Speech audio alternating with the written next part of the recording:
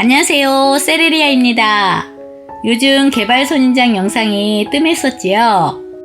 그동안 개발 분갈이부터 많은 영상을 올려서 필요한 영상은 이미 많이 있으리라고 생각되고요. 이제 가재발 선인장들은 대부분 꽃이 지고 새로운 잎이 나올 거예요. 저희 집은 개발이 이렇게 안쪽에 놓여 있는데요.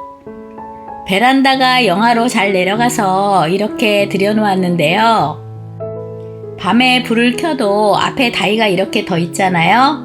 그래서 개발에는 그늘이 지고 불빛은 비추지 않게 되어 있습니다. 그러면 앞에 다이를 이렇게 치워 볼게요. 여기는 주로 원종 개발이 놓여 있는 곳인데요. 지금 개발들은 여기저기 흩어져 놓여 있어요. 이렇게 안쪽이라 매번 다이를 치우고 물을 줄 수 없어서 영상에 보이는 것처럼 분무기의 큰 대를 이렇게 깊이 넣어서 조금씩 물을 주고 있답니다. 식물이 너무 촘촘히 있어서 통풍에 문제가 있을 수 있기 때문에 물을 넉넉히 줄 수가 없고요. 그래서 잎장이 조금 마른 듯 할 거예요.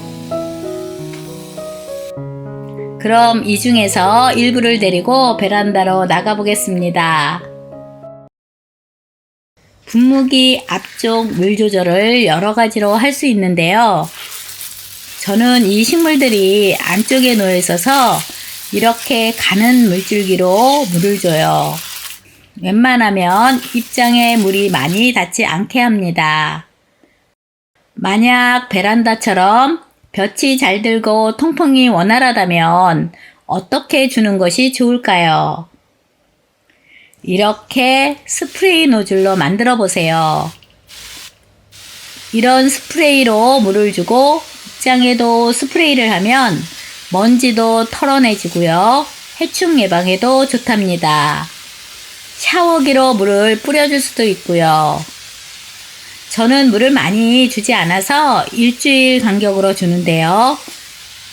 물 주는 양이나 볕이 비추는 양에 따라서 10일 간격으로도 물을 줄 수 있고요.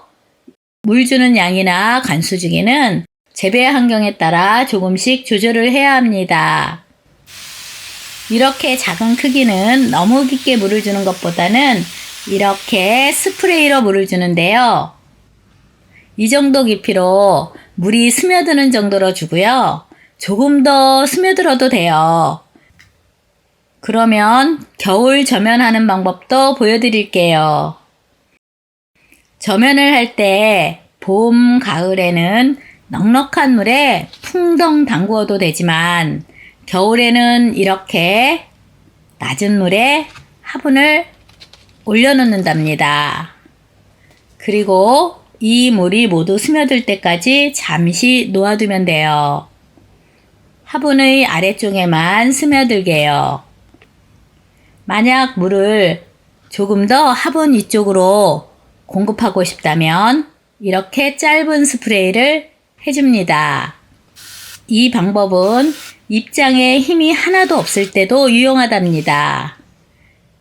잎이 많이 얇아졌다면 뿌리가 활성화되지 않았을 수도 있으므로 물을 조금 더 얕게 해서 살짝 축여주는 정도로 저면을 해도 되고요.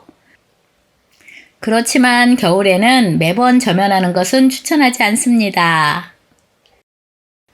많은 분들이 궁금해하는 것 중에 하나가 개발의 꽃이 지고 나서 그 이후에 어떻게 관리하는가가 궁금할 거예요.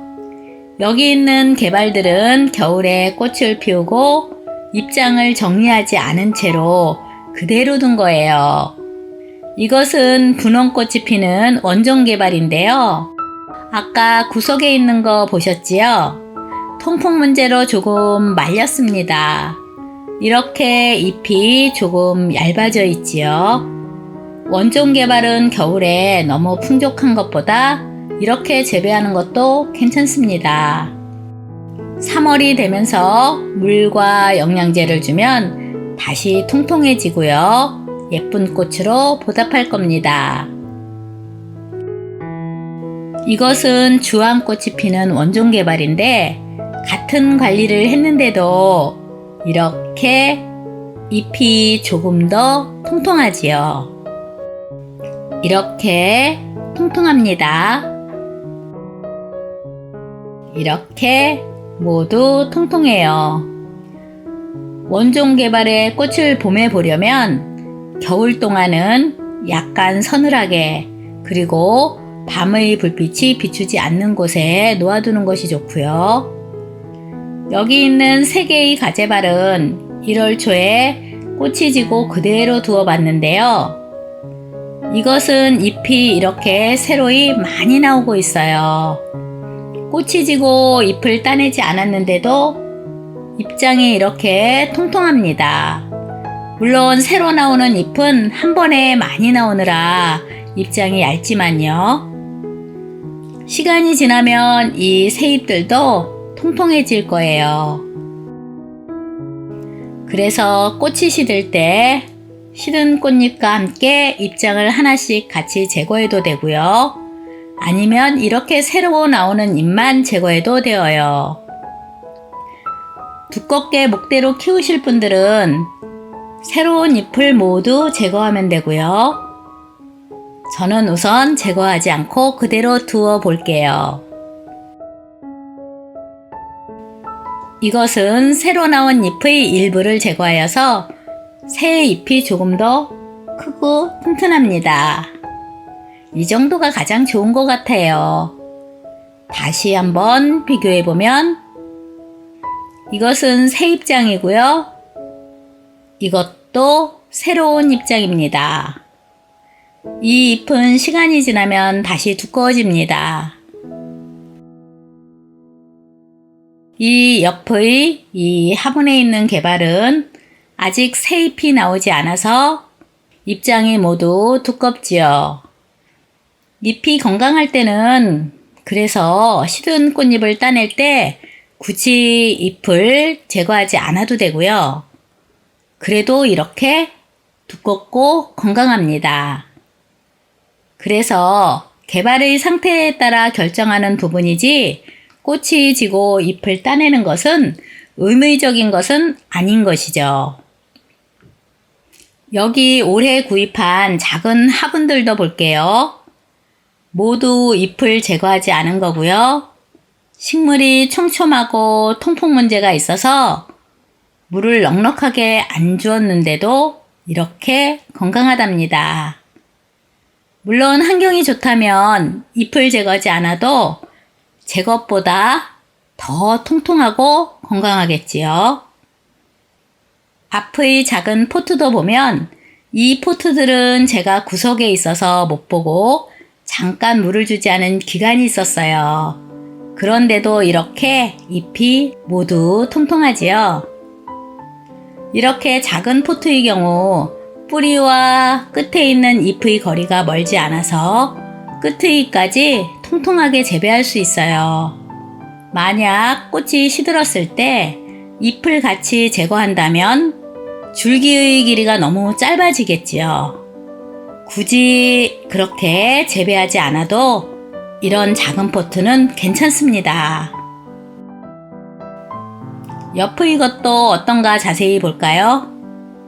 물을 주지 않은 기간이 있어서 이렇게 공중뿌리가 많아요. 이런 공중뿌리가 있는 부분을 잘라서 잎꽂이나 삽목을 하면 조금 더 수월하게 뿌리를 내려서 번식시킬 수 있습니다. 공중뿌리가 나오는 원인에는 뿌리가 물러서 제 역할을 못하거나 물이 부족할 때 공중습도를 빨아들이려고 공중뿌리가 나오는 거예요. 공중뿌리가 나온다면 우선 뿌리 쪽이 물렀는지 확인을 해보시고요. 그렇지 않고 뿌리가 건강하다면 다시 정상적인 관수를 하면 문제가 없답니다. 지저분해서 보기 싫다면 공중뿌리는 이렇게 제거해도 되고요. 잎 제거는 선택인 거예요. 개발을 길게 재배할지 아래쪽을 목질화시켜서 튼튼하게 키울지요. 아직 작은 개체라면 굳이 잎을 제거하지 않고 한 해 정도 더 재배하다가 잎을 제거하면서 목질화시켜도 늦지 않고요. 물론 초가을이나 늦여름쯤 나오는 새수는 잘라주는 것이 좋아요. 그래야 이 식물이 꽃을 피우는데 진심을 다할 겁니다. 오늘도 유익한 시간이었길 바라고요. 끝까지 봐주셔서 너무나 감사합니다.